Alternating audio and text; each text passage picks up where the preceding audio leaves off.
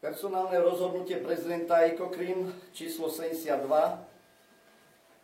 zo dňa 15.11.2014. Na základe rozhodnutia výkonnej rady EcoCrim mimoriadne povyšujem člena EcoCrim a zároveň dňa 15.11.2014 v súlade s článkom 6 odstavec 1 písmeno D stanov EcoCrim vymenúvam do hodnosti podplukovník člena operatívno-spravodajského rozpracovania major EcoCrim Ivan Katrinec.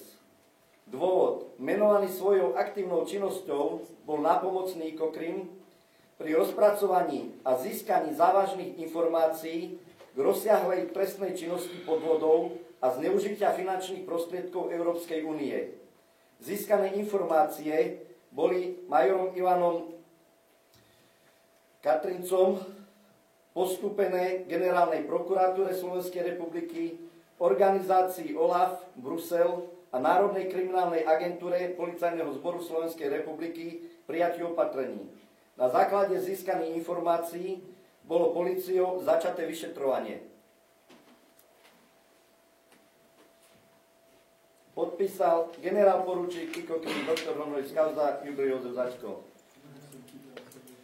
Pán Katrinec, ja vám ďakujem za spoluprácu a myslím, že spoločne urobíme strašne ešte veľa vecí v boji proti organizovanému zločinu a rozkrádaniu tých eurofondov. Urobili sme viacero takých tlačových konferencií a si myslím, že sme len začali a sme na začiatku našej cesty v boji proti tejto trestnej činnosti, ktorá je, si myslím, rozsiahleho charakteru, či v rámci Slovenska, alebo aj okolitých štátov. Ďakujem, gratulujem.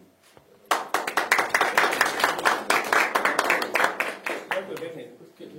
Ja by som len v krátkosti, neviem, či som ten vhodný adept na toto ocenenie, ale ak sa tak rozhodlo vedenie EcoCrimu, tak asi áno, poukázali na korupciu v najvyšších sférach na Slovensku, politických.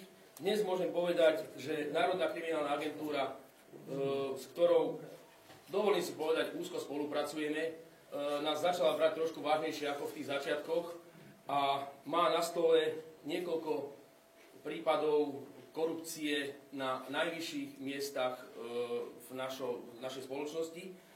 Môžem povedať, že na zozname týchto, keď môžem byť konkrétnejší, na zozname týchto skorumpovaných ľudí sú ministri, štátni tajomníci, riaditelia sekcií, riaditeľa platných agentúr, na ktorých som osobne podal trestné oznámenia a Národná kriminálna agentúra sa vážne týmito podaniami zaoberá.